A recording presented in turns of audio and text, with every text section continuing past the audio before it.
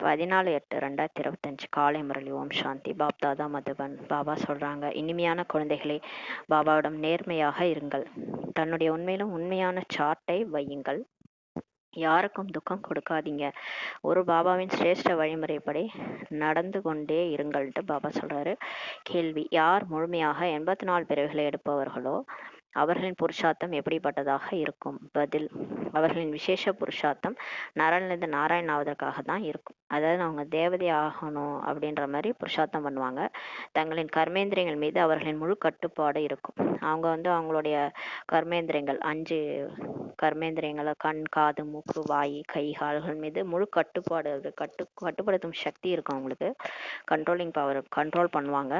அவர்களின் கண்கள் குற்றமுள்ளதாக இருக்காது. அவங்க யாரையுமே குற்றமா பார்க்க மாட்டாங்க. இப்போது வரையிலும் கூட யாரையாவது பார்ப்பதால் விகாரி சிந்தனைகள் வருகின்றன. குற்றமான பார்வை உள்ளது என்றால் புரிந்து கொள்ளுங்கள், முழு 84 பிறவிகளை எடுக்கக்கூடிய ஆத்மா இல்லை என்று சொல்லிட்டார் பாபா. அதை இப்ப கூட நமக்கு யாரையாவது பார்க்கறோம்னா அவங்கள நம்ம உடல்லாம் பார்க்குறோம், அவங்கள பத்தி தப்பு தப்பா நினைக்கிறோம், அப்படிலாம் நமக்கு சிந்தனைகள் இருக்குது. 5 விகாரங்களுடைய அந்த எண்ணங்கள் நமக்குள்ளார வருதுன்னா நம்ம தெரிஞ்சுக்கணும், நம்ம 84 பிறவி எடுக்கக்கூடிய ஆத்மா இல்லை அப்படின்ட்டு சொல்றார் பாபா. பாடல்: இந்த பாவ உலகத்திலிருந்து புண்ணிய உலகத்திற்கு அழைத்துச் செல்லுங்கள். ஓம் சாந்தி. இனிமேல இனிமையான ஆன்மீக குழந்தைகள் அறிவார்கள், இது பாவங்களின் உலகம். புண்ணியத்தின் உலகத்தை பற்றியும் மனிதர்கள் அறிவார்கள். முக்தி மற்றும் ஜீவன் முக்தி என்பது புண்ணியத்தின் உலகத்திற்கு சொல்லப்படுகின்றது. அங்கே பாவமே இருப்பதில்லை என்றாரு. பாவம் இருப்பது துக்க உலகமாகிய ராவண ராஜ்யத்துல தான் இருக்குது. பாவம் எங்க இருக்குன்னா துக்க உலகமாகிய இந்த மாயாவுடைய ராஜ்யத்துல தான் இருக்குது. துக்கம் கொடுக்கும் ராவணனையும் பார்த்தாயிற்று. ராவணன் என்று எந்த ஒரு பொருளும் கிடையாது. இப்ப 10 தலையோட காட்டுறாங்கல்ல, அந்த மாதிரி யாருமே 10 தலையோட கிடையாது. அது வேற 5 தலை ஆணு 5 தலை பெண்ணுன்னு காமிச்சிருக்காங்க. அந்த மாதிரி தலையோட யாரும் நம்ம இது வரைக்கும் பார்த்ததில்ல. ஆனா துக்கம் கொடுக்குற ராவன் நம்ம பார்த்துட்டோம். அது 5 விகாரம் தான். இருந்தாலும் ராவணின் உருவபொம்மை எரிக்கிறாங்க தசரா பண்டிகையில. குழந்தைகள் அறிவார்கள், நாம் இச்சமயம் ராவண ராஜ்யத்துல இருக்கிறோம், ஆனால் அதுல இருந்து விலகி இருக்கிறோம்ட்டு நமக்கு தெரியும். இப்ப நமக்கு தெரியும்ல, சுத்தி எல்லா இடத்துலயும் இந்த காமம், கோபம், பற்று, ஆசை, அகங்காரம் தான் தலைவிரிச்சு ஆடுது. நம்மளும் அது அப்படிதான் வாழ்ந்துட்டு இருந்தோம். ஆனா இப்ப பாபா நம்மள தனியா பிரிச்சு எடுத்துட்டு நம்ம விலக்கி வச்சிருக்கிறாரு. சங்கம் யுகத்துல நம்ம இருக்கிறோம். நாம் இப்போது புருஷோத்தம சங்கம் யுகத்துல இருக்கிறோம்ட்டு பாபா சொல்றாரு. பாபாவுடைய குழந்தையாயிட்டு நம்ம இந்த 5 விகாரத்துல இருந்து விலகி இப்ப தனியா நம்மள பாபா வச்சிருக்கிறாரு. குழந்தைகள் இங்கே வரும்போது அவர்களின் புத்தியில் உள்ளது, நாம் நம்மை மனிதர்லேருந்து தேவதை ஆக்குகிற அந்த தந்தையிடம் வருகிறோம்ட்டு நம்ம புத்தியில இருக்குன்னு சொல்றாரு. இப்ப மனுஷன்ல யாராவது தேவதை ஆக முடியுமா? ஆனா ஆக்க முடியும், அது சாத்தியம்ன்ட்டு இப்ப கடவுளே பாடம் எடுத்து மாத்துறாரு. நம்மளோட குணங்கள் எல்லாத்தையும் மாத்துறாரு. பழைய மாதிரி நம்மள எல்லாம் இப்ப கொஞ்சம் கொஞ்சமா அவரை நினைக்க எல்லாம் மாறுது. சுகதாமத்தின் எஜமானராக நம்மளை ஆக்குறாரு. சுகதாமத்தின் எஜமானனாக ஆக்குபவர் பிரம்மாவே கிடையாதுன்ட்டு பாபா சொல்றாரு. சொர்க்கத்துக்கு போயிட்டு நம்ம எஜமானனா ஆகிறோம், அந்த மாதிரி ஆக்குறது அல்லா தான். எவனை படைச்சாரு? காட்ஃபாதர் எவனை படைச்சாருறாங்க. அப்ப அவரு தானே அந்த எஜமானனா ஆக்குவாரு, பிரம்மா கிடையாது. பிரம்மா பிரம்மா மூலமா படைப்புன்னு எழுதப்பட்டிருக்கு. ஆனா பிரம்மா சொர்க்கத்துல கொண்டு போய் விட்டாருன்னா எஜமானனா ஆக்குனார்லாம் இல்ல. சாஸ்திரத்துல எந்த ஒரு தேகதாரியும் கிடையாது. அவர் தான் சிவபாபா. இப்ப அவர் உடம்பு இருக்கிறவரு நம்மள அந்த மாதிரி ஆக்கல. அப்ப உடம்பே இல்லாதவர் தான் நம்மள அந்த மாதிரி ஆக்கிட்டு இருக்காரு. அவர் தான் நிராகாரு, பரம்பிதா பரமாத்மா சிவபாபா. அவருக்கு எந்த தேகமே கிடையாது. இப்ப உண்மையான கடவுளுக்கு உடம்பே கிடையாது. தேகம் உங்களுக்கும் கூட இல்லாமல் தான் இருந்தது. நமக்கு கூட உடம்பே கிடையாது. இப்ப ஆத்மா உயிர், ஆத்மா தான் உயிர். யாராவது இறந்துட்டாங்கன்னா உயிர் போயிடுச்சுன்றாங்க. அப்ப நம்ம தான் அந்த உயிர். இந்த உடல் ஒரு சவம் மாதிரி, அதாவது ஒரு ஜட பொருள் மாதிரி. இதுல நம்ம இருக்கிறதுனால இந்த உடல் இயங்குது. இல்லைன்னா அந்த உடல் வேஸ்ட். அந்த உடலை கொண்டு போய் எரிச்சிடுறாங்க. அப்ப நம்மளுக்கே உடம்பு இல்லாம தான் இருந்தது. நம்ம பிறப்பிறப்புல வரும்போது தான் உடல் கிடைச்சிது. ஆனால் நீங்கள் பிறகு தேகத்தை எடுத்துக்கொண்டு பிறப்பிறப்புல வரீங்க. ஆனா கடவுள் வர்றதில்ல. நம்ம என்ன பண்றோம், மேல இருந்து ஒரு உடல் எடுத்து, ஏன்னா நமக்கு ஆசை எல்லாம் அந்த மாதிரிலாம், அதனால நடிக்க வரோம். நம்ம சொர்க்கத்துல ஆசை இல்லாம நடிச்சோம். அப்படியே இறங்கி இறங்கி நம்ம 5 விகாரத்துல மாட்டிக்கிட்டோம். அந்த தேக உணர்வு வந்துருச்சு. ஆனா தேகத்தை எடுத்து எடுத்து நம்ம பிறப்பிறப்புல வந்துட்டோன்றாரு. ஆனா அவரு அப்படி வரல. நீங்கள் புரிந்து கொண்டிருக்கிறீர்கள், எல்லையற்ற தந்தையிடம் நாம் செல்கிறோம் என்று. அவர் நமக்கு உயர்வான வழிமுறையை தருகிறார். எப்படி இந்த தேக உணர்வை விடுறது. எப்படி தேவதை ஆகிறது, இந்த வழியெல்லாம் நமக்கு சொல்றாரு. நீங்கள் அத்தகைய புருஷார்த்தம் செய்வதால் சொர்க்கத்தின் எஜமானரா ஆக முடியும். நீங்க அந்த மாதிரி ஒரு முயற்சி பண்ணுங்க. அப்பதான் அப்பதான் நீங்க வந்து வைகுண்டத்துக்கு எஜமான் ஆக முடியும். சொர்க்கத்தையோ அனைவருமே நினைவு செய்யறாங்க. நிச்சயமாக புது உலகம் என்பது உள்ளது என்பது புரிஞ்சிருக்கிறாங்கன்னு சொல்றாரு. அதையும் ஸ்தாபனை செய்பவர் யாரோ ஒருவர் இருக்கிறாரு. நரகத்தையும் யாரோ ஒருவர் தான் ஸ்தாபனை செய்கிறார். உங்களுடைய சுகதாமத்தின் பார்ட் எப்போது முடிவடைகின்றது என்பதையும் நீங்க தான் தெரிஞ்சிருக்கிறீங்கன்றாரு. நமக்கு தெரியும் எப்ப இந்த சுகதாமம் சொர்க்கம் வந்து முடியும், அதுக்கப்புறம் எப்ப ராவணராஜ்யம் ஆரம்பிக்கும் எல்லாமே தெரியும். பிறகு ராவணராஜ்யத்தில் நீங்கள் துக்கம் அடைவர்களாக ஆகுறீங்கன்ட்டு பாபா சொல்றாரு. நம்ம மாயாவுடைய ராஜ்யத்துல வரும்போது தான் அந்த 5 விகாரத்துல மாட்டிக்கிறதுனால தான் நமக்கு துக்கமே. ஏன் நமக்கு வந்து இந்த உடல் உணர்வுல நம்ம கூட இருக்கிறவங்களாம் நம்முடையவங்க அப்படின்னு நினைச்சுக்கிறோம். அவங்க மேல பற்று வச்சுக்கிறோம். அப்புறம் அது பற்று வந்த பிறகுதான் எல்லா விகாரமும் வந்துருது. தேக அபிமானம் வந்தாலே எல்லாமே வந்துடும். அந்த காம விகாரமே தேக அபிமானத்துலதான் வருது. தேக அபிமானம் தான் அது வேறே. அதுல இருந்துதான் காமம் முளைக்குது. அதுக்கப்புறம் கோபப்படுறதுன்னா எதனாலும் நம்ம சொல்றதை யாரும் கேட்கல அப்படின்னா கோபம் வருது. ஏன் வருது? பற்று வச்சுக்கிறதுனால கோபம் வருது. இந்த மாதிரி எல்லாமே ஒண்ணு ரெண்டு அந்த விகாரம் வந்து அப்படியே பின்னி பிணைஞ்சிருக்குது. ஒண்ணு இல்லைன்னா ஒண்ணு வந்துரும். அப்படியே ஒண்ணு போனா இன்னொன்னு வந்துடும். அதனாலதான் ராவணனோட ஒரு தலையை வெட்டினா இன்னொரு தலை வந்து ஒட்டிக்கும். அந்த மாதிரி பிச்சு பிச்சு போட்டாலும் திரும்ப திரும்ப வந்து ஒட்டிக்கும்னா என்ன அர்த்தம்னா எதையுமே விட டோட்டலா அந்த தேகாபிமானத்தை விட்டாதான் நம்மளால நிம்மதியா இருக்க முடியும். அசிரீரி ஆத்மான்றது அந்த சோல் கான்சியஸ் வரும்போது தான் நமக்கு அந்த தேக அபிமானமே போகும். அந்த ராவணனே நம்மளை விட்டு போகும். மாயா நம்மளை விட்டு போகும். அதனால பாபா சொல்றாரு, நீங்க மாயாவோட ராஜ்யத்துல தான் இப்படி துக்கம் அடையறலாம் ஆயிட்டீங்கன்றாரு. இச்சமயம் இது துக்க உலகம். எவ்வளவுதான் கோடீஸ்வரராக பல கோடிக்கு அதிபதியாக இருந்தாலும் பதித்துலகம் என்றுதான் அவசியம் சொல்லுவாங்க இல்லையா? இப்ப இந்த உலகத்துல எவ்வளவு பேர் பணக்காரரா இருக்கிறாங்க, இருந்தாலும் யாரும் நிம்மதியா இருக்கிறாங்க? உடம்பு சரியில்லைன்னா ஹாஸ்பிட்டல்ல தான் படுக்கணும். என்ன ஒரு ஹாஸ்பிட்டல்ல ஒரு பெரிய நல்ல இடத்துல அவங்களுக்கு ஒரு இடம் கொடுப்பாங்க. ஏழைகளுக்கு கஷ்டமான இடத்துல கொடுப்பாங்க. ஆனா வந்து பணக்காரங்க ஏதோ காசு இருக்கிறதுனால அப்படி இப்படி இருந்துக்கிறாங்க. இருந்தாலும் நோய் நொடியில இருந்து எல்லாமே எல்லாருக்கும் ஒண்ணுதான் இல்லையா? கஷ்டம் தூய்மையற்ற உலகம் தானே. இங்க யார் ஜாலியா இருக்கிறாங்கன்னு சொல்றாரு. இது ஏழைகளின் உலகம், துக்க உலகம். எவ்வளவுதான் பெரிய பெரிய கட்டணங்கள் இருந்தாலும் சரி, சுகத்திற்கான அனைத்து சாதனங்களும் இருந்தாலும் கூட இதை பதித் என்றுதான் சொல்லுவாங்க இல்லையா? பழைய உலகன்றதா சொல்லுவாங்க.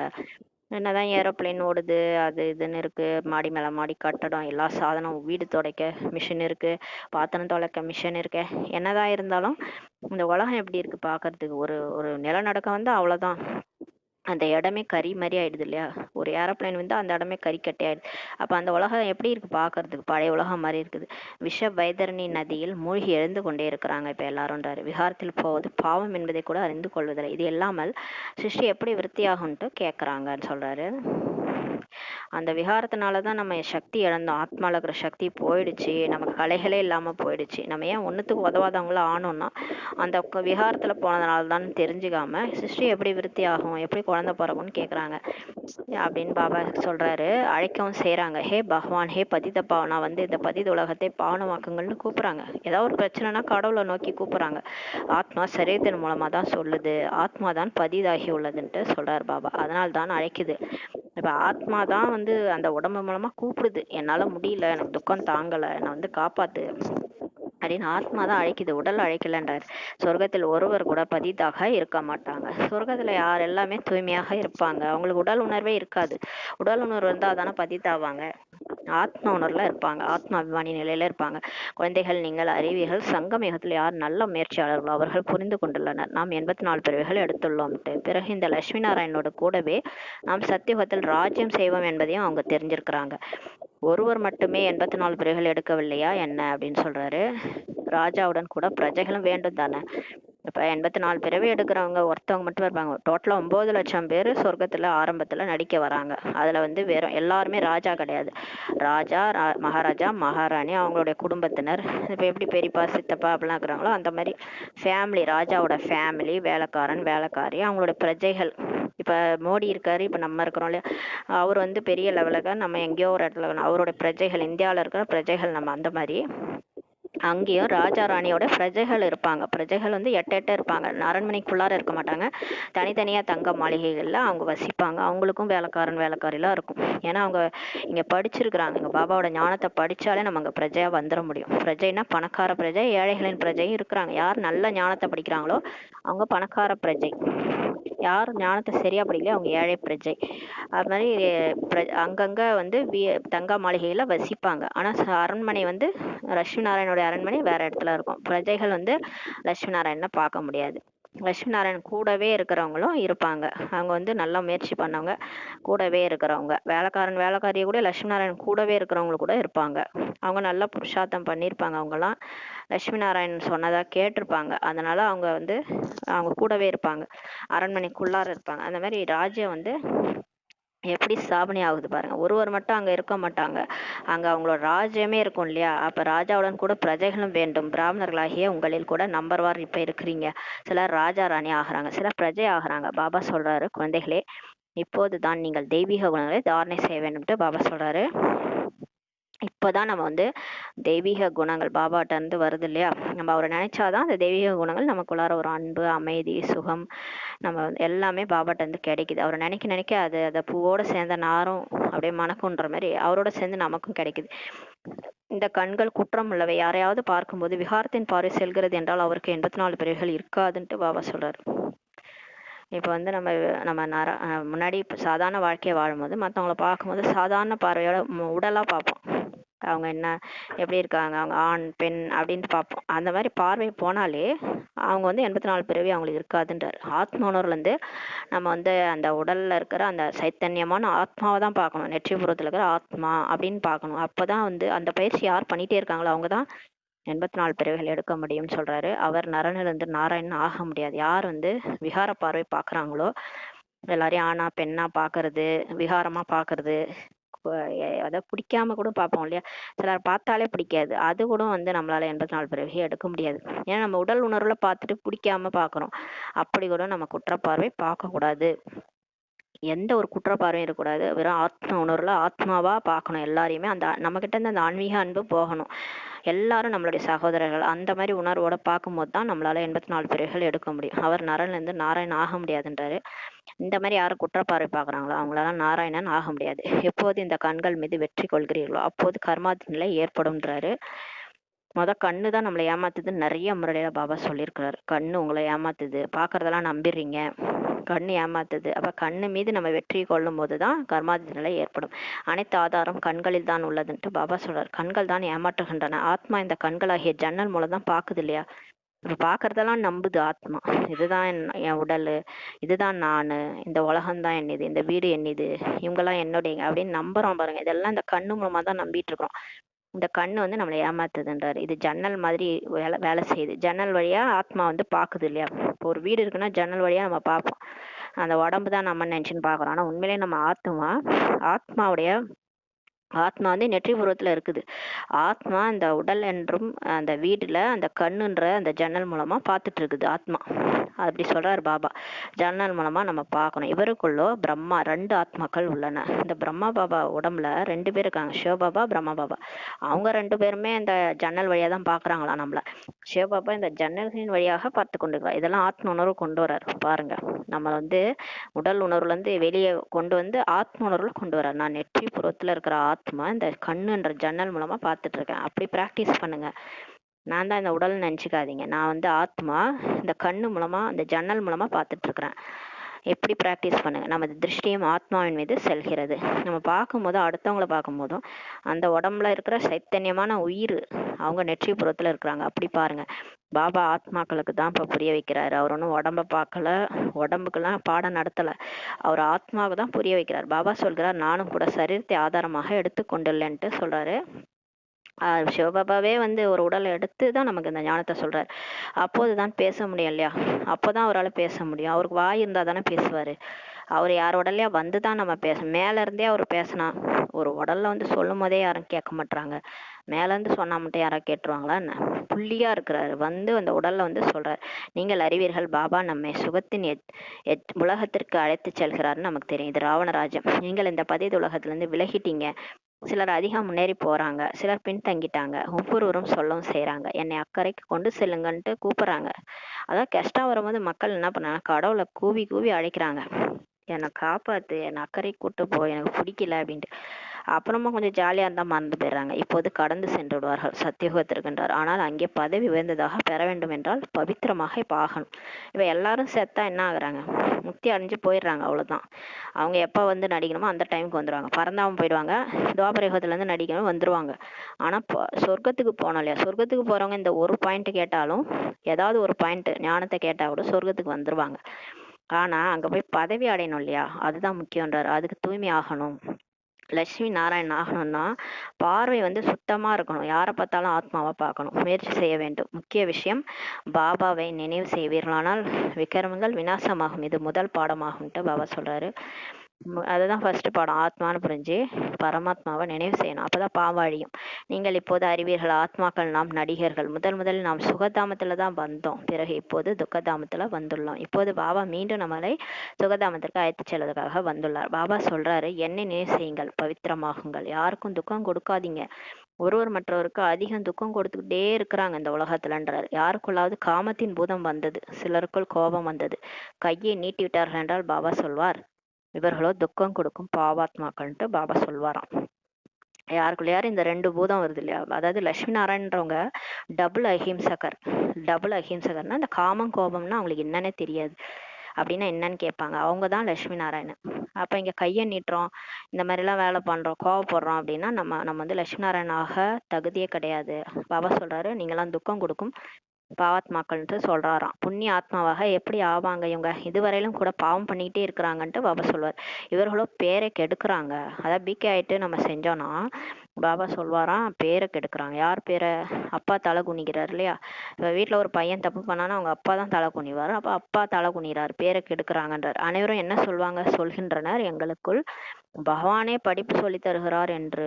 நாங்கள் மனிதர்லேருந்து தேவதையாக உலகத்தின் எஜமானராக ஆகிறோம். அவர்கள் பிறகு இது போன்ற காரியம் செய்வார்களா என்ன அப்படின்னு கேக்குறாரு பாபா. சொல்றாங்க, எங்களுக்கு கடவுளே பாடம் எடுக்கிறாரு. நம்ம சொல்றோம் இல்லையா, எனக்கு கடவுளே அந்த பாடம் எடுக்கிறாரு, மனுஷன் வந்து தேவதையா ஆக்கிட்டு இருக்கிறாரு. இப்ப நாங்க உலகத்துக்கே எஜமானரா ஆக போகிறோம், சொர்க்கத்துக்கே போறோம். ஆனா கையை நீட்டுறோம், கோவப்படுறோம், யாரையாவது திட்டுறோம், அடிக்கிறோம் அப்படின்னா இந்த மாதிரி காரியம் யாராவது செய்வாங்களா அப்படின்னு கேக்குறாரு. அப்புறம் ஏன் சொல்றீங்க எங்களுக்கு கடவுளே? அப்புறம் யார் நம்புவாங்க? நம்புவாங்களா? வெளியில இருக்கிறவங்க நம்புவாங்களா?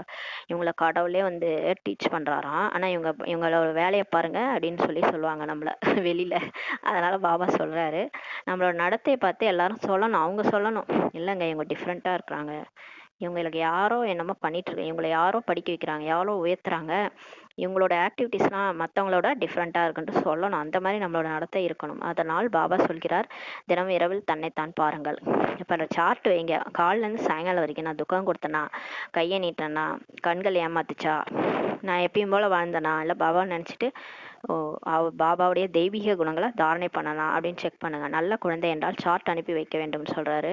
சில சார்ட் எழுதலாம், ஆனால் அதனுடன் நாம் யாருக்காவது துக்கம் கொடுத்தோமா அல்லது இந்த தவறு செய்தோமா என்பதை எழுதுறதே இல்லையா.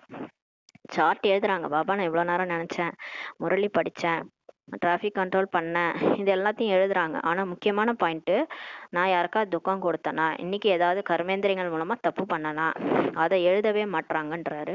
எழுதுனா தானே ரியலைசேஷன் ஆகும். அதாவது நான் இந்த தவறு செய்யறேன்றது எனக்கு தெரியணும். நான் வந்து இதை பண்றேன்னு தெரியாமலே நான் வாழ்ந்துட்டு இருந்தேன்னா அப்ப நான் என்னைக்கு திருந்துவேன்? திருந்தவே மாட்டேன் இல்லையா. நான் இந்த தவறு பண்றேன் அப்படின்றது எனக்கு தெரியணும்.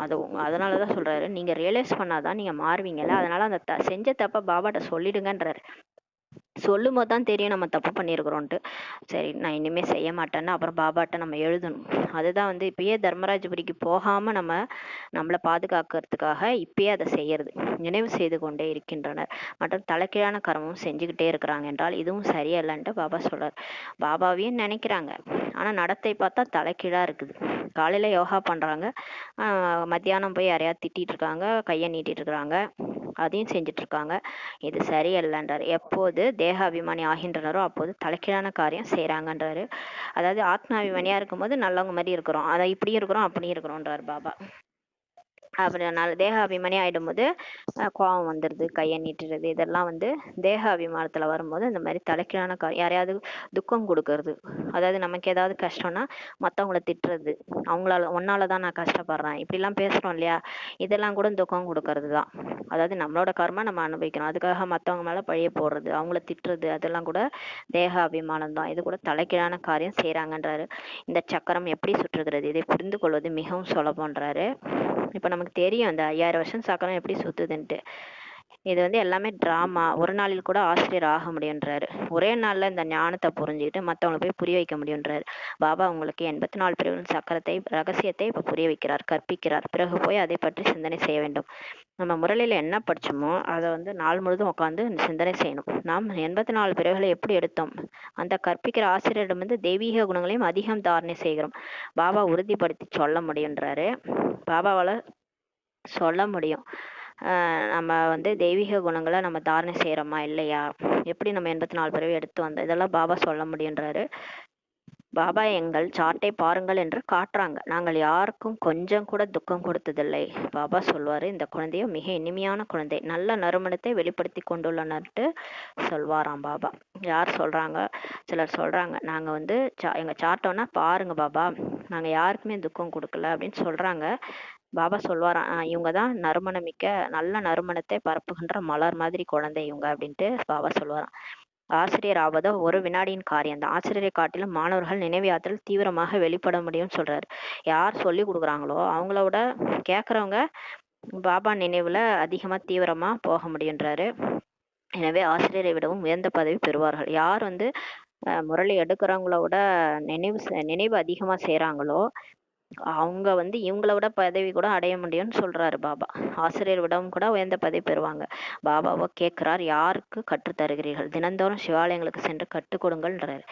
டெய்லியுமே நீங்க முரளி யார் யாருக்கெல்லாம் சொன்னீங்க, எத்தனை பேருக்கு சொன்னீங்க, நீங்க போய் ஞானம் எத்தனை பேருக்கு கொடுத்தீங்க, டெய்லி சிவன் கோயிலுக்கு போவாங்க, அங்க போய் சொல்லி கொடுங்க. சிவபாபா எப்படி வந்து சொர்க்கத்தின் ஸ்தாபனை செய்கிறார், சொர்க்கத்தின் எஜமானர் ஆக்குகிறார், புரிய வைப்பது மிகவும் சுலபம்ட்டு பாபா சொல்றாரு. பாபாவுக்கு சார்ட் அனுப்பி வைக்கிறாங்க. பாபா எனது மனநிலை இது போல இருக்குதுன்ட்டு சொல்றாங்க. பாபா கேட்கிறார், குழந்தாய் விக்ரமம் எதுவும் செய்யவில்லை தானே அப்படின்னு பாபா கேட்கிறாராம். பாபா எனக்கு என்னமோ மைண்டே சரியில்லை, ஒரே டிப்ரெஷன் ஆகுது, டென்ஷன் ஆகுது, நம்ம எழுதி அனுப்பணும்னா பாபா கேட்பாராம், நீ ஏதாவது பாவகர்மம் பண்ணிட்டியா குழந்தை அப்படின்னு கேட்பாராம். குற்றமான பார்வை தலைக்கீழான காரியங்களை செய்ய வைக்கவில்லை தானே அப்படின்ட்டு கேட்குறாரு.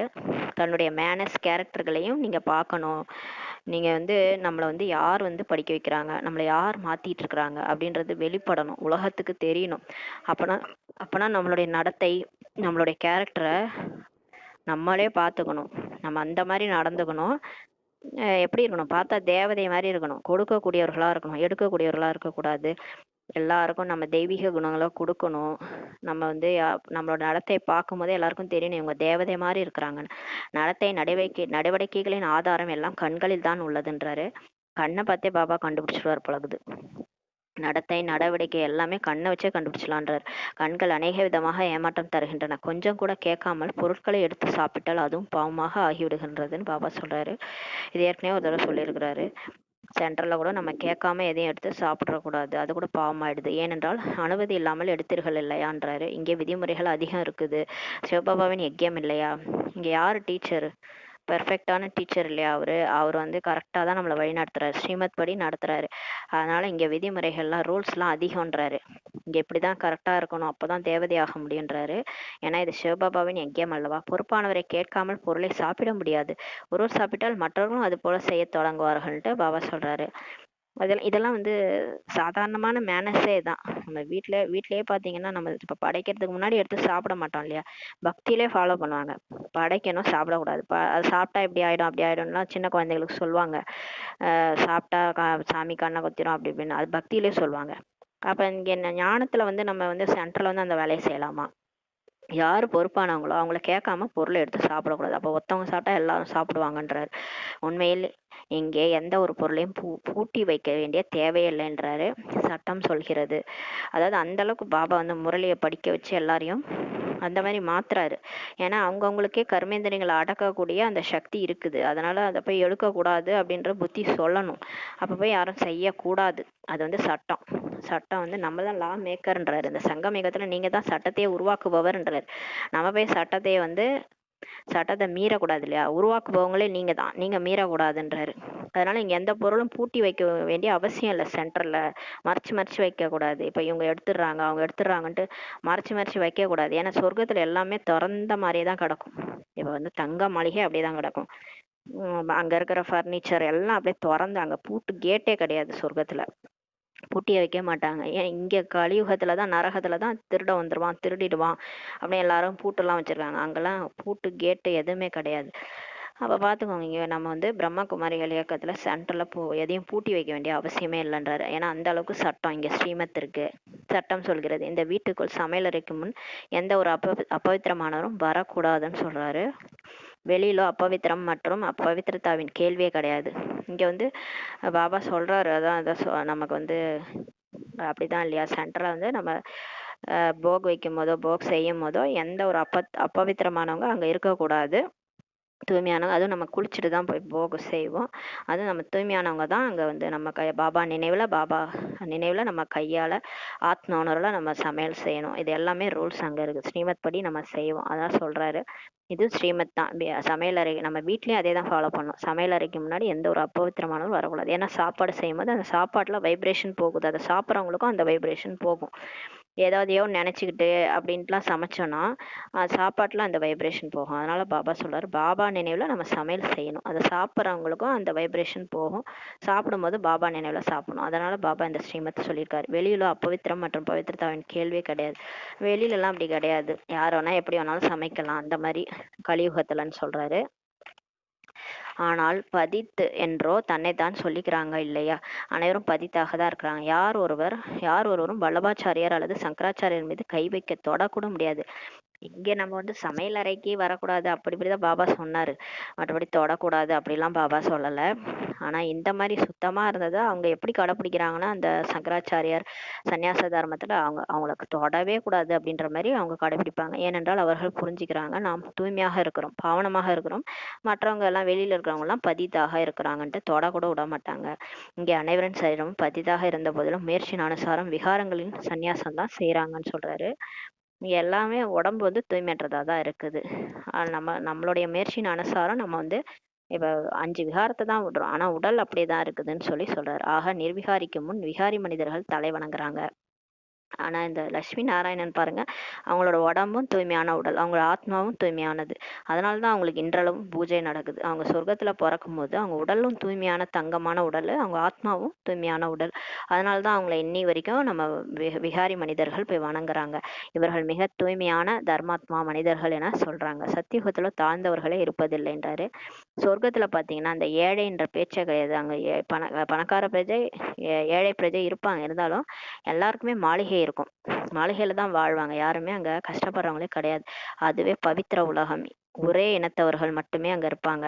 ஆதி சனாதன தேவி தேவதா தர்மத்தை சேர்ந்தவங்க. நீங்கள் இந்த ரகசியம் முழுவதையும் அறிவீர்கள்.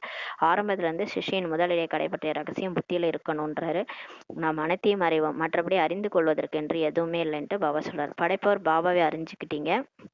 இப்ப பாபா பத்தி தெரிஞ்சுட்டீங்க, சூட்சுமதனத்தையும் தெரிஞ்சுக்கிட்டீங்க, வருங்கால பதவி பற்றி அறிஞ்சுக்கிட்டீங்க. அதற்காக தான் புருஷார்த்தம் இப்ப செய்றீங்க. பிறகு நடத்தை இப்படி ஆகிவிட்டால் உயர்ந்த பதவி பெற முடியாது. இப்ப நம்ம வந்து பாபா சொல்லிட்டாரு, நமக்கு வந்து நம்மளை வந்து செலக்ட் பண்ணி நம்மளை வந்து முரளி எடுத்து நம்மளை மாத்திட்டு இருக்கிறாரு. நம்மளும் மாறிட்டு இருக்கிறோம்.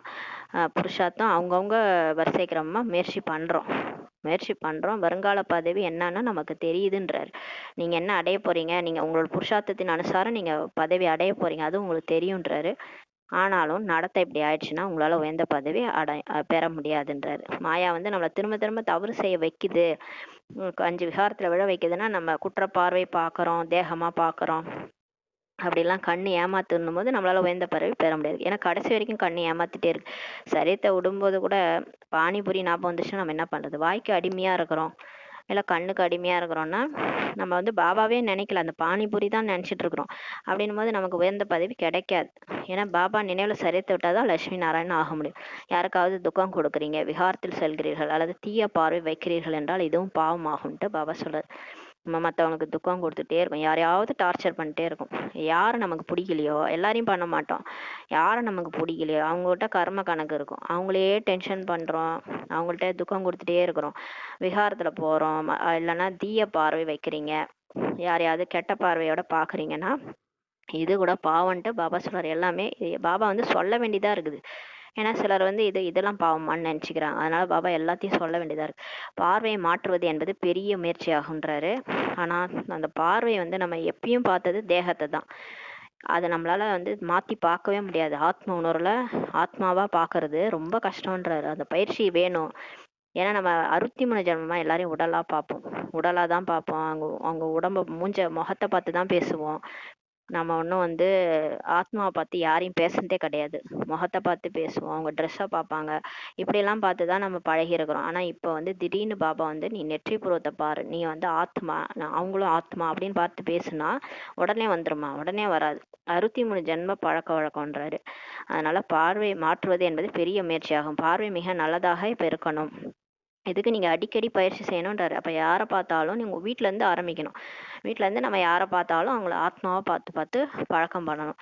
கண்கள் பார்க்கின்றன, இவர் கோபப்படுகிறார் என்றால் தானும் சண்டையிட தொடங்குறாங்கன்றாரு. பார்க்குறோம் மற்றவங்க கோபமாக பேசுகிறாங்கன்னா நம்மளும் கோபமாக பேசுகிறாங்க அப்படின்னு சொல்கிறாரு. அவங்களும் கோபமாக பேச ஆரம்பிச்சிடுறாங்க. சிவபாபாவிடம் கொஞ்சம் கூட அன்பே இல்லை, நினைவு செய்வதே இல்லைன்ட்டு பாபா வருத்தப்படுறாரு. கொஞ்சம் கூட அன்பு இல்லை. ஏன்னா அதாவது அந்த பிரச்சனையில போய் மாட்டிக்கிறாங்க, பாபாவை நினைவே இல்லை, அதனால நினைக்கிறது இல்லை. ஆத்ம சமர்ப்பணம் எல்லாம் சிவபாபாவுக்கு தான், குருவே உங்களுக்கு சமர்ப்பணம் சொல்றாங்க. யார் கோவிந்த் ஸ்ரீகிருஷ்ணன் சாட்சாத்தாரம் செய்வித்தாரோ அந்த சத்குருக்கு தான் சமர்ப்பணம் பாபா சொல்றாரு. குருவின் மூலமாக நீங்கள் கோவிந்த் ஆகிறீர்கள். இப்ப யார் ஸ்ரீகிருஷ்ணரோட காட்சியை காமிச்சாரோ அவரு தான் சத்குரு, அவருக்கு தான் சமர்ப்பணம். அந்த குருவின் மூலமா தான் இப்ப நம்ம கிருஷ்ணராவே ஆகணும், கோவிந்தாவே ஆகிறீங்கன்றாரு. சாட்சாத்காரத்தினால் வாய் இனிப்பாக ஆவதில்லை. ஏன்னா காட்சி கிடைச்சிச்சு, அதனால என்ன ஆக போகுது? காட்சி ஒன்று கிருஷ்ணர் காட்சி, முருகர் காட்சி எல்லாம் கிடைக்குது, அதனால என்ன ஆக போகுது? முக்தி கிடைக்க போதா? ஜீவன் முக்தி கிடைக்க போகுது? அதனால ஒண்ணுமே கிடையாது. முயற்சி பண்ணணும், தெய்வீக குணங்களை தாரணை பண்ணணும், கிருஷ்ணரா ஆகணும், அதுதான் முயற்சி. காட்சி பார்க்கறதுனால ஒண்ணும் கிடையாது. பக்தியில காட்சி தான், காட்சி கிடைச்சவொடனே ஐயோ கடவுளே கடவுளே கிடைச்சிட்டாரு அப்படி. அது இப்ப பக்தி முடிஞ்சவொடனே கடவுள் கிடைக்கிறாரு, அவ்வளவுதான். இப்ப கடவுள் நம்மள மாத்திட்டு இருக்கிறாரு, முக்தி ஜீவன் முக்திக்கான ஏற்பாடுக்கு நம்மளை தயாராக்கிட்டு இருக்கிறாரு.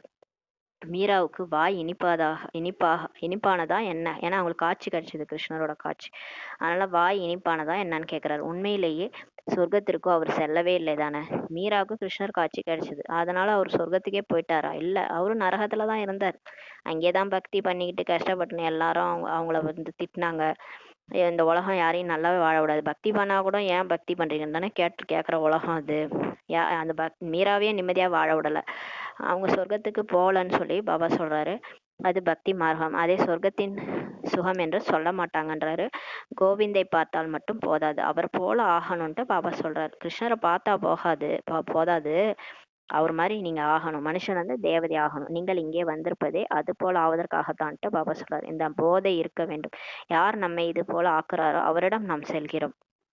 நம்மளை வந்து சாதாரண எப்படி சோழி மாதிரி கிடந்தோம், நம்மளை வைரம் போல ஆக்குறாரு, தேவதையை ஆக்குறாருன்னா அவர்கிட்ட தான் நம்ம போகணும். ஆக பாபா அனைவருக்கும் இந்த அட்வைஸ் தராரு. சார்ட்டில் இதையும் எழுதுங்க. கண்கள் ஏமாற்றமோ தரவில்லை தானே. நான் காலையில இருந்து எல்லாரையும் ஆத்மாவை பார்த்தனா இல்லை உடம்பா பார்த்தனா, இதையும் கூட செக் பண்ணுங்கன்றாரு. பாவமும் செய்யவில்லை தானே, குற்றப்பார்வை நான் பார்த்தனா, அதையும் செக் பண்ணி எழுதுங்க, பாபாட்ட சொல்லுங்க, உங்களுடைய தவறு நீங்க உணருங்கன்றாரு பாபா. கண்கள் ஏதேனும் ஒரு விஷயத்துல ஏமாற்றத்தை அவசியம் தருதுன்றாரு. ஏதாவது ஒரு விஷயத்துல கண்ணு ஏமாத்துதுன்றாரு. எல்லாருமே யார் இங்க சுயராஜ்ய அதிகாரியா மாறினா? எல்லாரும் எதுலயோ ஏமாந்துட்டு இருக்கிறாங்கன்றாரு. கண்கள் முற்றிலும் குளிர்ச்சி அடைந்து விட வேண்டும்ட்டு பாபா சொல்றாரு. கண்ணுக்கு நீங்க வந்து பாபாட்ட வந்து குளிர்ச்சி அமைதியின் சக்தி வாங்கி வாங்கி டெய்லி அமிர்த வேலையில கொடுக்கணும், ஒவ்வொரு உறுப்புக்கும் கொடுக்கணும். அப்போதான் அது குளிர்ச்சி அடைந்து ஆன்மீக உணர்வு அதுக்கு வரும். ஒவ்வொரு கர்மேந்திரங்களும் குளிர்ச்சி அடையணும். அதனாலதான் அந்த அம்மன் வந்து ஆக்ரோஷமா அப்படியே அது வந்து அசுர வதம் பண்ணும். அம்மன் வந்து அசுரனை கொன்னுட்டு கடைசியா என்ன சொல்லுவாங்க, சாந்தி சாந்தி சாந்தின்னுவாங்க. அப்பதான் அந்த அம்மன் வந்து அப்படியே அமைதி அடைவாங்க. அது என்னன்னா நம்மளுடைய கர்மேந்திரியங்கள் குளிர்ச்சி அடையுது. அதனுடைய இதுதான் அவங்க வந்து பக்தி மார்க்கத்துல காமிச்சிருக்காங்க. அந்த சாந்தி சாந்தின்னும் போது அம்மன் வந்து குளிர்ச்சி அடைகிறாங்கன்னா அவங்களுடைய கர்மேந்திரியங்கள் குளிர்ச்சி அடையுது. அந்த 5 விகாரங்களையும் வதம் பண்ணிட்டு நம்மளுடைய கர்மேந்திரியங்கள் குளிர்ச்சி அடையுது. அதனால கண்கள் வந்து ஃபுல்லா குளிர்ச்சி அடையணுன்றாரு. நமக்கு உள்ளார இருக்கிற விகாரங்க அசுரர்களை தான் நம்ம அழிக்கிறோம். வெளியில இருந்து வர யாரையும் நம்ம அழிக்கல. நமக்கு உள்ளார இருக்கிற அந்த காமம், கோபம், பற்று, ஆசை, அகங்காரம், ஆத்மால இருக்கிற அழுக்கு, அந்த வைரம் வந்து டைமண்ட் வந்து எப்படி இருக்குன்னா கருப்பு டைமண்டா ஆயிடுச்சு. அதை பட்டை தீட்டி தீட்டி பாபா இப்ப மாத்திட்டு இருக்காரு, உண்மையான வைரமா ஜொலிக்க வைக்கிறாரு.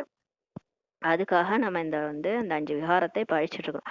தன்னை அசிரியனை இப்ப உணருங்க. நான் ஆத்மா மேல இருந்து வந்தேன், இந்த உடல்ல நடிச்சிட்டு இருக்கேன் அப்படின்ட்டு உணருங்க. இந்த கர்மாதீத நிலை கடைசியில் தான் வரும்ன்றாரு. இந்த கர்ம கணக்கு எல்லாம் முடிஞ்சு கடைசியில தான் அந்த ஆத்ம உணர்வு வரும்ன்றார். அதுவும் பாபாவுக்கு தனது சார்ட்டை அனுப்பி வைக்கும்போது தர்மராஜரின் ரிஜிஸ்டரில் அனைத்தும் தானாகவே சேமிப்பாகுதுன்றாரு பாருங்க. நம்ம சார்ட்டை டெய்லி நம்ம அனுப்பும்போது தர்மராஜோட ரிஜிஸ்டர் மேல ரிஜிஸ்டருக்குள்ள அந்த சொல்லுவாங்கல்ல, சித்ரகுப்தன் வந்து யம தர்மராஜாவுக்கு ஒரு ரிஜிஸ்டர் காட்டுவாராம். இவன் என்னதான், அதாவது ஒருத்தன் செத்துட்டு போனானாம். அப்ப வந்து சித்ரகுப்தன் வந்து யம தர்மராஜா கேட்டாராம், இவன் வாழ்நாள்ல என்னதான் நல்லது பண்ணியிருக்கான் பார்த்துட்டு சொல்லு அப்படின்ட்டு. அப்ப சித்ரகுப்தன் அந்த ரெஜிஸ்டரை பார்த்தாராம். இவன் வந்து ஒரு தவளையை காப்பாத்திருக்கிறான், அது ஒண்ணுதான் இவன் நல்லது பண்ணியிருக்கான்ட்டு சொன்னாராம். அந்த மாதிரி அப்புறம் கடைசி நேரத்துல அந்த ஒரு நரகத்துல கிடக்கும்போது இவன் அழுதுட்டு கிடந்தானா. அப்ப வந்து மேலேயே போக முடியல, ஒரு குழியில போய் மாட்டிக்கிட்டானா. அப்ப வந்து அந்த தவளையை காப்பாத்தினால அந்த தவளை அங்க இருந்துச்சான். அப்ப அதை புடிச்சுக்கிட்டு அவன் மேலே ஏறி வந்தானா. அதாவது அவன் செஞ்ச ஒரு நல்லது, எல்லாருக்கும் துக்கம் கொடுத்தானா, அந்த தவளையை மட்டும் காப்பாத்திட்டானா. அந்த தவளையை புடிச்சின்னு மேலே ஏறி வர பார்த்தானா. அவனை புடிச்சிக்கிட்டு பின்னாடி இருக்கிறவங்க எல்லாம் ஏறி வர பார்த்தாங்களாம். அப்ப வந்து இவன் சொன்னானா, நான் பண்ண புண்ணியத்துக்காக நான் ஏறி வந்தா நீங்களும் என் கூட வரீங்களான்ட்டு காலால எட்டி வச்சானா எல்லாரையும். உடனே அவனும் சேர்ந்து ஊந்துட்டானாம் கீழே வந்து. அப்புறம் யமதர்மராஜா சொன்னாராம், போனா போது நீ பண்ண ஒரு நல்லதுக்காக உன்னை வந்து காப்பாத்தலான்னு பார்த்தா நீ என்ன இங்கேயும் வந்து இந்த துக்கம் கொடுத்துட்டு இருக்கிறியான்னு சொல்லிட்டு நீ திரும்ப அனுபவின்ட்டு விட்டாராம்.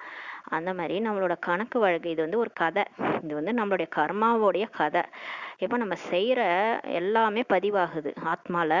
நம்ம என்ன செய்யறோமோ அது எல்லாமே பதிவாகுது. அதுதான் ரெஜிஸ்டர். இங்க ஒன்றும் சித்திரகுப்தனோ ஒன்றும் கிடையாது. சித்திரகுப்தன்றது, சித்திரன்றது உடல், உடல்ல குப்தமா இருக்கிறது ஆத்மா. ஆத்மால சிசிடிவி கேமரா மாதிரி நம்ம செய்யற நல்லது கெட்டது எல்லாம் பதிவாகுது. அதுதான் ஊழ்வினை உறுத்து வந்து ஊட்டுன்ற மாதிரி அடுத்த பிறவிக்கு வரைக்கும் வருது. அப்ப நம்ம அனுபவிக்கிற எல்லாமே நம்ம பண்ண போன ஜென்ம பிராப்தம் தான் இப்ப அனுபவிச்சுட்டு இருக்கிறோம்.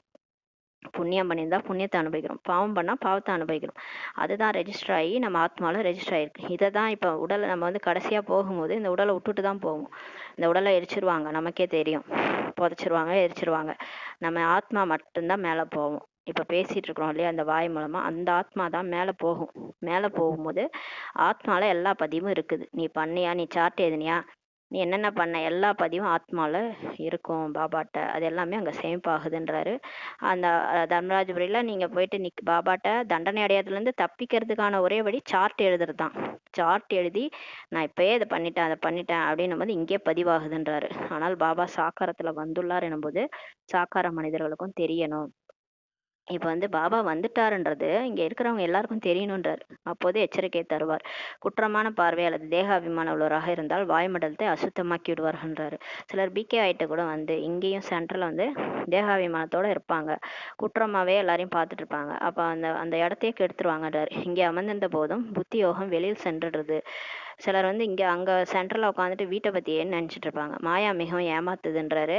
மனம் மிகவும் அலைய பாயக்கூடியது. எவ்வளவு முயற்சி செய்ய வேண்டியிருக்குது பாருங்க இப்படி ஆவதற்குன்றாரு.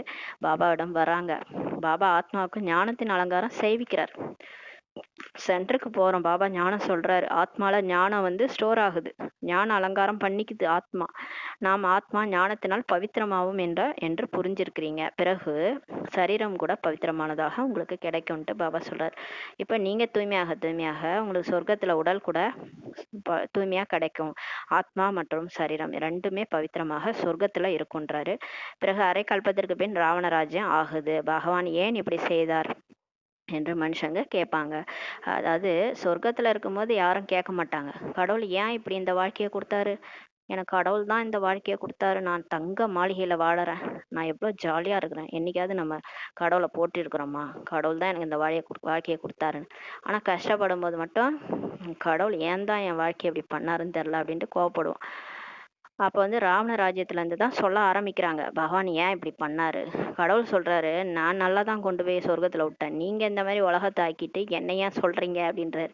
இந்த அனாதி டிராமா ஏற்கனவே உருவாக்கப்பட்டது, பகவான் எதுவும் செய்யவில்லைன்ட்டு பாபா சொல்றாரு, இது ஒரு டிராமா, நான் கொண்டு போய் உங்களை விடுவேன், நீங்களே அசுத்தமாக்கிடுவீங்க. நீங்க மாயா 5 விகாரத்துல போயிட்டு நீங்க காமம் கோபம் பற்று ஆசை அகங்காரம் உங்களுக்குள்ளார வந்துருது, அதுதான் வந்து பரவிடுது எல்லாருக்குள்ளாரையும். அப்புறம் உலகம் இப்படி ஆயிடுது, ஆத்மா நல்லா இருக்கும் போது சொர்க்கமா இருக்கு, ஆத்மா கெட்டதா மாறும் போது இப்படி நரகமாயிடுது. இதை நான் எதுவுமே செய்யல, இதுல என் பார்ட் என்னன்னு சொல்லி பாபா சொல்றாரு, இது டிராமான்றாரு. சத்தியுகத்தில் இருப்பது ஒரு தேவதா தர்மம். ஒரு சிலர் சொல்றாங்க, இப்படிப்பட்ட பகவானை நாம் ஏன் நினைவு செய்ய வேண்டும்ட்டு சொல்றாங்க, ஆனால் உங்களுக்கு மற்ற தர்மங்களோட எந்த தொடர்பும் கிடையாதுன்ட்டு பாபா சொல்றாரு.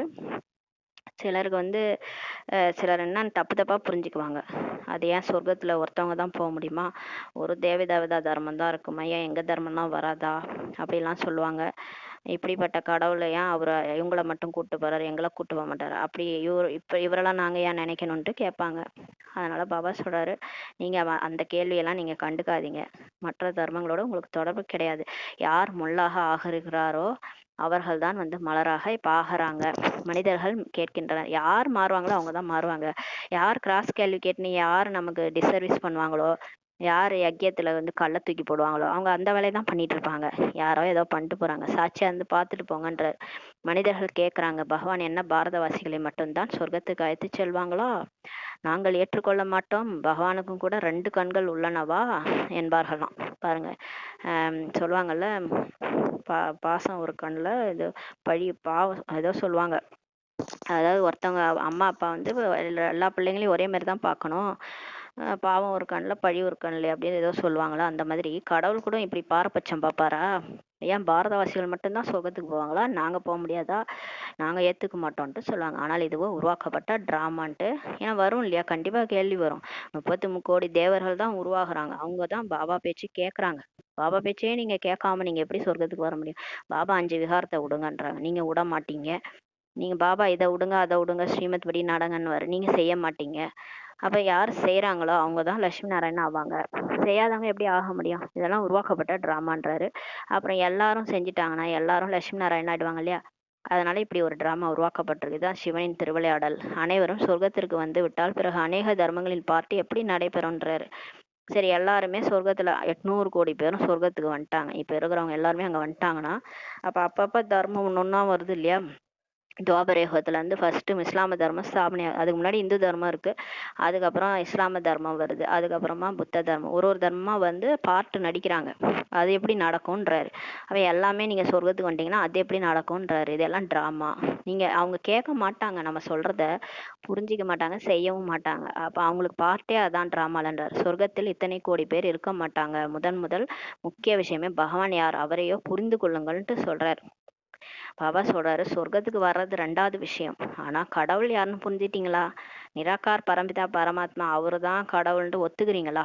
ஒத்துக்கிட்டு இந்த ஞானத்தை யார் நடைமுறையில கொண்டு வந்து வாழ்க்கையில மாறுறாங்களோ அவங்களால தான் தேவதையாக முடியும். நம்ம புரிஞ்சிக்கவே மாட்டேன், நான் கடவுளே தெரிஞ்சுக்க மாட்டேன், நீ சொல்றது கடவுள் தானா, நம்ப மாட்டேன், நான் வந்து இதை ஃபாலோவும் பண்ண மாட்டேன் அப்படின்றவங்க அந்தந்த தர்மத்துல தான் வருவாங்க. இதை புரிய வைக்கவில்லை என்றால் அநேக கேள்விகள் கேட்க கொண்டே இருப்பாங்கன்றாரு.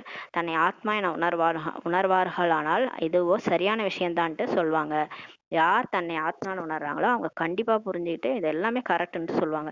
நாம் பதித்திலிருந்து பாவனமாக அவசியம் இப்ப ஆகணும் என்பார்கள். அவர் ஒருவரை தான் நினைவு செய்ய வேண்டும். இப்ப நம்ம தூய்மை ஆகணும்னா அந்த ஒருத்தர் தான் கடவுள்.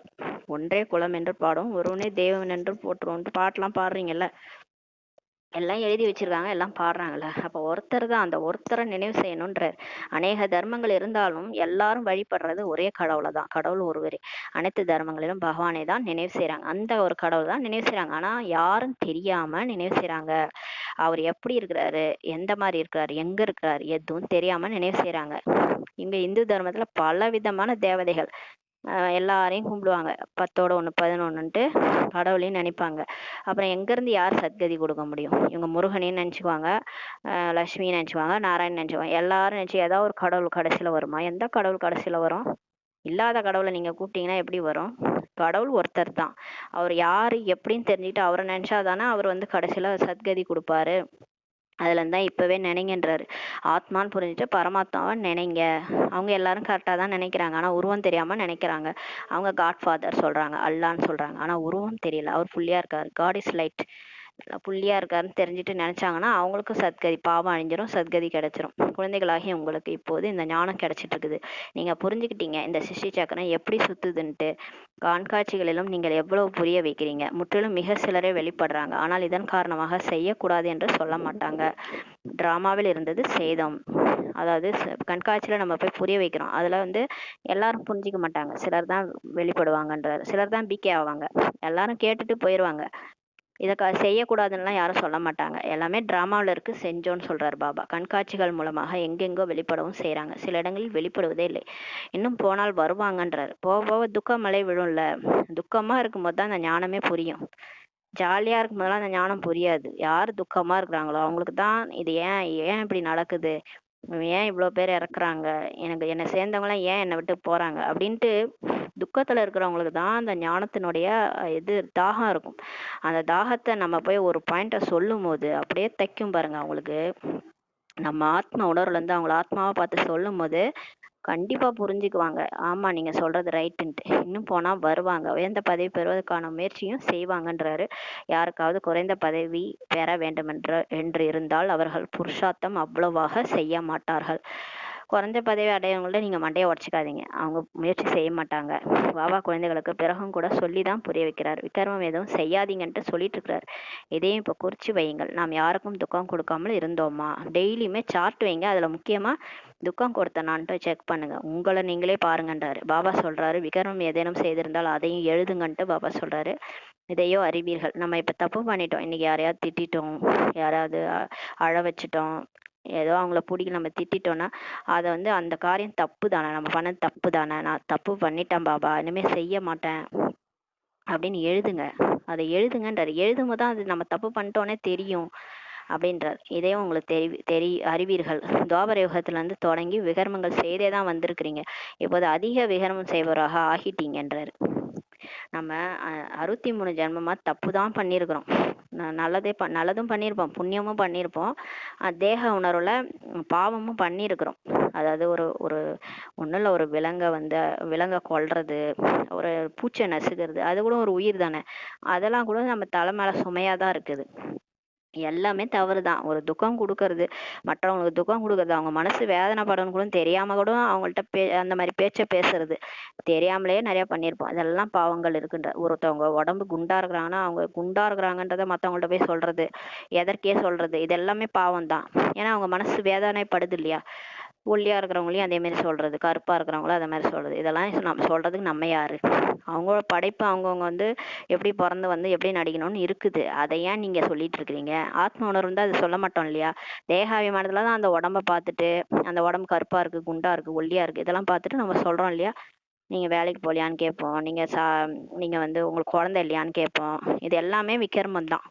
எல்லாமே மனசை காயப்படுத்துற விஷயங்கள். இந்த மாதிரி பேசுறது, பேச்சு கூட மற்றவங்கள காயப்படுத்துது. அதே மாதிரி இந்த மாதிரி விக்கிரமங்கள் தெரியாமலே நிறைய பண்ணியிருக்கோம். இப்போ என்ன பண்ணிட்டீங்க தெரியுமா? பீக் ஆயிட்டு அதிகமா விக்கிரமம் பண்ணிட்டு இருக்கீங்கன்றார் பாபா. பாபாவுக்கு எடுத்து தெரியப்படுத்துவதன் மூலம் சுமை லேசாகிவிடும். ஆனா நம்ம பீக் ஆயிட்டு நம்ம இன்னும் அதிகமா பண்ணிட்டே இருக்கோம். தெரியாம வர இன்னும் தெரியாமலே சிலர் பண்ணிட்டு இருப்பாங்க பீக் ஆயிட்டு கூட. இதெல்லாம் தப்பு இல்லையே, இது ஸ்ரீமத் அப்படின்னு சொல்லுவாங்க. எது ஸ்ரீமத் அல்லாத விஷயத்த கூட ஸ்ரீமத்துன்னு சொல்லிட்டு இருப்பாங்க. அந்த மாதிரி சொல்லி அதை வந்து துக்கம் கொடுப்பாங்க. பாபா ஸ்ரீமத்துன்னு ஒண்ணு சொல்லியிருப்பாரு, அதை வச்சு மத்தவங்களுக்கு துக்கம் கொடுப்பாங்க. அது வந்து துக்கம்னே அவங்களுக்கு தெரியாது, அது நான் துக்கம் கொடுக்குறேன்னே தெரியாது. அந்த மாதிரி அவங்க துக்கம் கொடுத்துட்டு இருப்பாங்க மத்தவங்களுக்கு. அது புரியாம பண்ணிட்டு இருப்பாங்க. அதை கூட எழுதி பாபாட்ட சொல்லிடணும், அப்பதான் உங்க சுமை லேசாகுன்றாரு. நான் யாருக்கும் துக்கம் கொடுப்பதில்லை என எழுதுறாங்க, ஆனா சார்ட்ல எழுதுறாங்க நான் யாருக்கும் துக்கம் கொடுக்கலன்னு. பாபா சொல்வார், நல்லது, சார்ட் எடுத்து வாருங்கள் பார்க்கிறேன்ட்டு பாபா சொல்வாராம். அத்தகைய நல்ல குழந்தைகளை பாபா அழைக்கவும் செய்வார். நான் அவர்களை பார்த்தால் சரியாக இருக்கும் என்பார். யார் நல்ல குழந்தை துக்கமே கொடுக்கலையோ அவங்கள பார்க்கணுன்ட்டு ஆசைப்படுறாரு பாபா. நல்ல குழந்தைகள் மீது பாபா மிகுந்த அன்பு செலுத்துவாராம். யார் துக்கமே கொடுக்கல, அவங்க உண்டு அவங்க வேலை உண்டுன்னு இருக்கிறாங்க, பாபா சேவை செய்கிறாங்க, அவங்க யாரையும் டிஸ்டர்ப் பண்ணுறதில்ல, அவங்க யோகா பண்ணுறாங்க, எல்லாருக்கும் அன்பு கொடுக்குறாங்க, பாபா மாதிரியே இருக்கிறாங்கன்னா பாபா அவங்க மேலே அன்பு செலுத்துவார். பாபாவுக்கு தெரியும் இல்லையா, இன்னும் யாரும் சம்பூர்ணமாகலை, யாரும் கம்ப்ளீட் ஆகலை இல்லையா, எல்லாருக்கிட்டையும் குறைதான் இருக்குது. நம்ம அன்னப்பறவையாக அந்த நல்லதை மட்டும் பார்த்துட்டு போயிடுவோம், கம்ப்ளீட் ஆகலை. அதனால பாபாவுக்கு தெரியும், பாபா ஒவ்வொருவரையும் பார்க்குறாரு, எப்படி புருஷார்த்தம் செய்கிறாங்கன்ட்டு பார்க்குறாரு. இப்போ பார்க்குறாருல டெய்லியுமே குழந்தைங்க அமிர்த வேலை ஏந்திருக்கிறாங்களா, எந்திச்சு உட்காந்து பண்ணுறாங்களா, 4 மணிக்கு ஏந்திருக்கிறாங்களா, அப்புறம் டிராஃபிக் கண்ட்ரோல் பண்ணுறாங்களா, சார்ட்டு எழுதுறாங்களா, எல்லாத்தையும் பாபா பார்த்துன்னு தான் இருக்கிறாரு. எப்படி ஒரு ஸ்கூலில் ஒரு பிரின்சிபல் உட்காந்து கீழே இருக்கிறவங்களாம் வேலை செய்கிறாங்களான்னு பார்க்குறாரோ, அந்த மாதிரி பாபா மேலேருந்து எல்லாத்தையும், அவர் தான் அத்தாரிட்டி இல்லையா, அல்மைட்டி அத்தாரிட்டி, உலகத்துக்கே அல்மைட்டி. அது மனிதர்களின் உலகத்து மனித ஆத்மாக்களுக்கு கடவுளே அவர் தான் அல்மைட்டி அத்தாரிட்டி. அவர் எல்லாத்தையும் பார்த்துட்டு தானே இருக்கிறாரு. கடவுள் மேலேருந்து பார்க்குறான்னு சொல்கிறாங்கல்ல. பக்தியில் கூட பயம் இருந்தது, ஆனால் ஞானத்தில் வந்த பிறகு சிலருக்கு பயமே இல்லை. இப்போ பாபா எல்லாத்தையும் பார்த்துட்டு இருக்கிறாரு, எப்படி புருஷார்த்தம் செய்கிறாங்கன்ட்டு. குழந்தைகள் சார்ட்டே எழுதுறதில்லை என்றால் நிச்சயமாக ஏதோ அவங்கள்ட்ட குறைபாடுகள் இருக்குதுன்ட்டு பாபா சொல்கிறாரு. எழுத மாட்றாங்க, நைட் ஆனால் படுத்து தூங்கிடுறாங்க, பாபாட்ட எதையும் சொல்ல மாட்றாங்க, காலையிலையும் எழுந்திருக்க மாட்றாங்க. அப்படிதான் இருக்கிறாங்க குழந்தைகள். சார்ட் வைக்கிறது இல்லை அப்படின்ட்டு பாபா சொல்றாரு. அவற்றை பாபாவிடம் வந்து மறைக்கிறாங்க வேற. அவங்க செய்யற தப்பெல்லாம் பாபாட்ட இருந்து மறைக்கிறாங்க. ஏதோ குறைபாடு இருக்கு, அதை பாபாட்ட இருந்து மறைக்கிறாங்கன்றாரு. சத்தியம் சிவம் சுந்தரம் இல்லையா, அவர்கிட்ட எல்லாத்தையும் உண்மையா சொல்லணும். யார் சார்ட் எழுதுகின்றனரோ அவர்களே தான் நேர்மையான குழந்தைகள் என புரிஞ்சு கொள்கிறேன்ட்டு பாபாவே சொல்றாரு. சார்ட் எழுதாதவங்களாம் பாபா வந்து நேர்மையற்ற குழந்தைகள் சொல்லிட்டாரு. சார்ட்டுடன் கூடவே நல்ல மேனஸ் கூட வேண்டும்ன்றாரு. சார்ட் எழுதினா மட்டும் பத்தாது, நடத்தையும் அந்த மாதிரி இருக்கணும்ன்றாரு. நல்லது. இனிமேல இனிமையான தேடி கண்டிருக்கப்பட்ட செல்ல குழந்தைகளுக்கு தாயும் தந்தையாக பாப் தாதாவின் அன்பு நினைவு மற்றும் காலை வணக்கம். ஆன்மீக குழந்தைகளுக்கு ஆன்மீக தாய் தந்தை நமஸ்தே. நம்ம ஆன்மீக குழந்தைகள் ஆன்மீக தாய் தந்தைக்கு நமஸ்தே. தாரணைக்கான முக்கிய சாரம். ஃபர்ஸ்ட் பாயிண்ட், தன்னுடைய சுமையை இறக்கி லேசாக ஆக்குவதற்கு செய்துள்ள விக்கிரமங்கள் அனைத்தையும் பாபாவுக்கு எழுதி தெரியப்படுத்த வேண்டும். இப்போது யாருக்கும் நீங்க துக்கம் கொடுக்க கூடாது, நல்ல குழந்தையாக இருக்கணும். 2வது பாயிண்ட், தனது பார்வையை மிக நல்லதாக ஆக்கி கொள்ள வேண்டும். கண்கள் ஏமாற்றம் தரக்கூடாது என்பதில் கவனமாக இருக்கணும். தன்னுடைய நடத்தை மிக மிக நன்றாக வச்சிருக்கணும். காம கோபவசமாகி எந்த ஒரு பாவமும் செஞ்சிடக்கூடாதுன்ட்டு பாபா சொல்றாரு. வரதானம் பாபா சொல்றாரு, லட்சியம் மேலும் குறிக்கோளை சதா நினைவில் வைத்து தீவிர புருஷார்த்தம் செய்யக்கூடிய சதா ஹோலி தூய்மையான மற்றும் ஹாப்பியான மகிழ்ச்சியான ஆத்மா ஆகுக என்ற வரதானம் கொடுக்குறாரு. லட்சியம் மற்றும் குறிக்கோள் வந்து நமக்கு மனிதன்லேருந்து தேவதை ஆகிறதா நம்மளோட லட்சியம். அந்த நினைவில் வச்சுக்கிட்டு தீவிர முயற்சி செய்யக்கூடிய எப்பவுமே தூய்மையான மகிழ்ச்சியான ஆத்மா ஆகுக, ஹோலி ஹாப்பி ஆத்மா ஆகுக. பிராமண வாழ்க்கையின் லட்சியமே எந்த ஒரு எல்லைக்குட்பட்ட ஆதாரமும் இல்லாமல் சதா உள்ளார்ந்த குஷியில இருக்கிறது தான் நம்மளோட லட்சியமா. பாபா சொல்றாரு பாருங்க, எதை பத்தியும் கவலைப்படக்கூடாது, எந்த ஆதாரமும் வைக்கக்கூடாது. அதாவது இந்த ஃபேன் இருந்தால் தான் நான் இருப்பேன், ஃபோன் இருந்தால் தான் நான் இருப்பேன், இவங்க இருந்தால் தான் நான் இருப்பேன், இவங்க இல்லைன்னா என்னால் வாழவே முடியாது, இப்படியெல்லாம் ஒரு ஆதாரம் வச்சிருக்கோம் இல்லையா. இந்த எல்லைக்குட்பட்ட ஆதாரமே எதுவுமே இல்லாமல் எப்பயுமே பாபா நானு, பாபா நானு, பாபா என்னை எப்படி வச்சிருப்ப, அதாவது முதல் பிறவிலேருந்து கடைசி பிறவி வரைக்கும் பாபா என் கூட எனக்கு இருக்கிறாரு, என் கூடவே இருப்பாரு, என்னை கண்டிப்பா பார்த்துப்பாரு. அதே அப்ப இல்லைன்னா கூட இப்ப என் கூடவே பாபா இருக்காரு இல்லையா. எந்த ஒரு சூழ்நிலையும் பாபா என்னை கைவிட மாட்டார். யார் என்னை கைவிட்டாலும் பாபா என்ன கைவிட மாட்டார். அந்த சதா உள்ளார்ந்த குஷியில இருக்கணும். எப்போது இந்த லட்சியத்தை விட்டு எல்லைக்குட்பட்ட பிராப்திகள் பலன்கள் என்ற சிறு சிறு தெருக்களில் சிக்கி கொள்கின்றீர்களோ அப்போது குறிக்கோளிலிருந்து தூரமாகிறீங்கன்றாரு. இந்த லட்சியத்தை விட்டுட்டு உள்ளார்ந்த குஷியில் இல்லாம முகம் தொங்க போட்டுட்டு இருப்பீங்க எப்பன்னா ஏதாவது சின்ன சின்ன விஷயத்துல போய் மாட்டிக்கிட்டீங்கன்னான்றாரு. எனவே என்ன நடந்தாலும் எல்லைக்குட்பட்ட பலன்களை தியாகம் செய்ய வேண்டிய நிலை வந்தாலும் கூட அதை விட்டுடுங்க, எல்லைக்குட்பட்டதை விட்டுடுங்க. ஆனால் அழிவற்ற குஷியை ஒருபோதும் விட்டுடாதீர்கள். இப்ப நமக்கு ஏதாவது சின்ன சின்ன அந்த எல்லைக்குட்பட்ட பலன்கள் வருது இல்லையா, அதெல்லாம் வேண்டாம் அப்படின்ட்டு நம்ம எல்லாத்தையும் விட வேண்டிய நிலை வந்தா கூட அந்த அழிவற்ற குஷியை நீங்க விடக்கூடாது, எப்பயுமே சந்தோஷமா இருக்கணும்ன்றார் பாபா. ஹோலி மற்றும் ஹாப்பி ஆகுகன்ற வரதானத்தை நினைவில் வச்சு தீவிர புருஷார்த்தம் மூலம் அழிவற்ற பிராப்திகளை இப்ப செய்யுங்கன்னு சொல்றாரு. ஸ்லோகன், குணமூர்த்தியாகி குணங்களை தானமாக கொடுத்து கொண்டே செல்லுங்கள், இதுவே அனைத்தையும் விட மிகப்பெரிய சேவையாகும். இப்ப குணமூர்த்தினா யாரு, அவங்க எல்லா குணங்களும் நிறைஞ்சவங்க. பாபா எப்படி இருக்கிறாரோ அது மாதிரி எல்லா குணங்களும் அவங்களுக்குள்ளார இருக்கும். அன்பு இருக்கும், அமைதி இருக்கும், சுகம் இருக்கும், எல்லாமே இருக்கும், சக்தி இருக்கும், எல்லாமே அஷ்ட சக்திகளும் உங்களுக்குள்ளார இருக்கும். இந்த குணங்களெல்லாம் எல்லாருக்கும் கொடுத்துக்கிட்டே போகணும். அதுதான் எல்லாத்தையும் விட மிகப்பெரிய சேவைன்றாரு.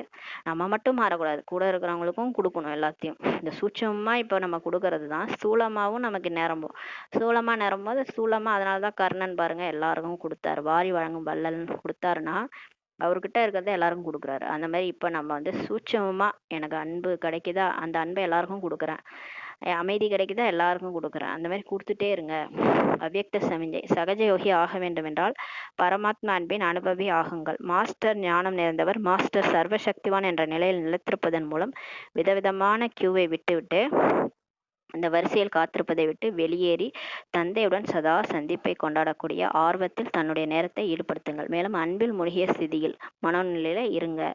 அப்போது அனைத்து விஷயங்களும் சகஜமாக முடிவுக்கு வந்துடும். பிறகு உங்கள் முன்னால் உங்களுடைய பிரஜைகள் மற்றும் பக்தர்கள் கியூவில் நிற்பாங்க. பாருங்களேன், நம்ம ஏன் எதற்கு இந்த கேள்வி நம்ம வந்து நம்ம புத்தியில் என்ன தெரியுமா ஓடும்? எப்போ பார்த்தாலும் கேள்வி தான் ஓடும். என்ன ஆகும், ஏதாகும் தெரில, நாளைக்கு என்ன ஆகும், நாளன்னைக்கு என்ன ஆகும், இது ஏன் இப்படி நடக்குது, என்ன நடக்குது, அந்த ட்ராமாவில் ஏன் பாபா இப்படி செஞ்சாரு, இந்த பாபா ஏன் இப்படி என் வாழ்க்கையை இப்படி பண்ணி வச்சிருக்காரு, இப்படியெல்லாம் இந்த கொஸ்டின் மார்க்கா புத்தியில் ஓடுது பாருங்க. இதுல இருந்தெல்லாம் நீங்க வெளியே வந்து இந்த மாஸ்டர் ஞானம் நிறைந்தவராகி, மாஸ்டர் சர்வசக்திவானாகி, பாபாவோட சதா மீட்டிங், எப்பயுமே அவரு கூட தான் இருக்கணும், வெளியவே வரக்கூடாது. அவரு கூடயே கொண்டாடிக்கிட்டே இருந்தீங்கன்னா, அந்த நேரத்தை சங்கமிக நேரத்தை கொண்டாடிக்கிட்டே இருந்தீங்கன்னா, அன்பில் மூழ்கிய லவ்லின்னு அவஸ்தால பாபா கூடயே சிவசக்தி இணைந்த சுரூபமா இருந்தீங்கன்னா எல்லா விஷயங்களும் முடிவுக்கு வந்துடும். எல்லாமே முடிவுக்கு வந்துட்டு அப்புறமா தான் உங்க முன்னாடி யார் வருவாங்க? உங்களுக்குள்ளார இருக்கிற அந்த கியூ வந்து கியூவை விட்டு நீங்க வெளியே வரும்போது தான், உங்களுக்குள்ளார இருக்கிற அந்த கியூவை விட்டு வெளியே வரும்போது தான், அந்த வரிசையில நீங்க போய் காத்துட்டு இருக்கிறத நிறுத்தும் போது தான் உங்களுக்கு முன்னாடி கியூ நிற்கும், உங்களுக்கு முன்னாடி வரிசை நிற்கும். எந்த வரிசை? பிரஜைகள் பக்தர்களுடைய கியூவே வந்து நிற்பாங்க, தாகத்தோட நிற்பாங்க. வந்து எங்களுக்கு உங்களுடைய கடைக்கண் பார்வை காட்டு அபிராமி அப்படின்னு ஏன் கேட்குறாங்க பக்தர்கள்? ஒரு பார்வை பார்த்தாயே, உன்னுடைய பார்வையில எனக்கு முக்தி கிடைக்கணும் அப்படின்னு வந்து பக்தர்கள் நிற்கிறாங்களே, அந்த மற்றவங்களுக்கு முக்தி குடிக்கக்கூடிய ஸ்டேஜ் எப்போ நமக்கு வரும்? மற்றவங்களுக்கு மற்ற எல்லா பிரஜைகள், நம்ம பிரஜைகளுக்கும் சரி நம்ம பக்தர்களும் சரி முக்தி கொடுக்கக்கூடிய ஸ்டேஜ் எப்போ வரும்னா, நமக்குள்ளார ஓடுதில்ல இந்த கேள்வி, ஏன் இப்படி நடந்தது, என் வாழ்க்கையில் ஏன் இப்படி நடக்குது, இதெல்லாம் ஏன் நடக்குது, ஏன் இப்படி இப்படி நடக்குது, நாளைக்கு என்ன ஆகும், என்ன ஆகும், இது ஏன் ஞானம் இப்படி, ஞானத்தில் பாபா இப்படி சொன்னார், என் வாழ்க்கையில் இப்படி நடக்குது, இந்த மாதிரி கொஸ்டின் மார்க்கு, கேள்வி மார்க்கு, ஆச்சரியக்குறி. இவங்க ஏன் அப்படி செய்கிறாங்க, நான் எப்படி நம்பினேன், இவங்க என்னை ஏமாத்திட்டாங்க. அது அப்படிதான், எல்லாமே ட்ராமா, எல்லாமே ட்ராமா. மாஸ்டர் ஞானம் நிறைந்தவராகி, மாஸ்டர் சர்வசக்திவானாகி நீங்க அந்த ஸ்திதியில நிற்கும் போது தான் உங்க முன்னாடி இந்த நீங்க முக்தி கொடுக்கக்கூடிய வள்ளலா மாதிரி உங்க பக்தர்களுக்கும் பிரஜைகளுக்கும் முக்தி கொடுப்பீங்க. எப்பன்னா உங்களுக்குள்ளார இருக்க அந்த கொஸ்டின் மார்க்லாம் போகும்போது தான் சொல்லி பாபா சொல்றாரு. ஓம் சாந்தி. நன்றி பாபா, நன்றி ராமா, நன்றி.